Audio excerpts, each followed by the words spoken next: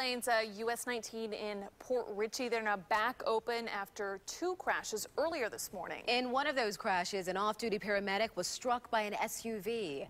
Corey Deerdorf is live now with an update on how the people involved in those accidents are doing. Good morning, Corey. Yeah, Dia, those people that were transported from the accident all ended up right here at Regional Medical Center at Bayonet Point in Newport Richey, where the driver of that vehicle, that black vehicle that rear-ended the semi, was transported here as a trauma alert with life-threatening injuries.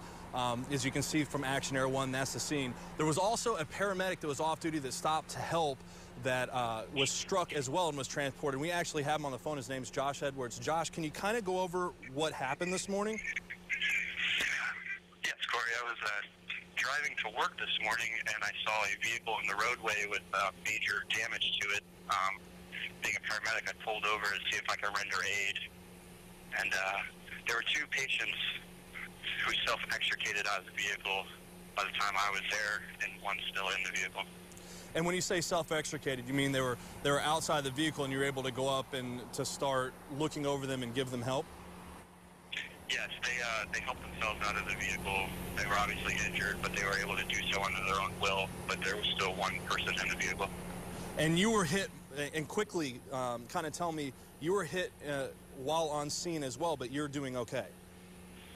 Yes, I'm doing okay. I suffered a leg injury while rendering aid in the street. I was struck by a vehicle. Although I wasn't wearing any kind of reflective gear or anything, I just want to stress to drivers who approach a vehicle accident to just practice due diligence and watch your surroundings.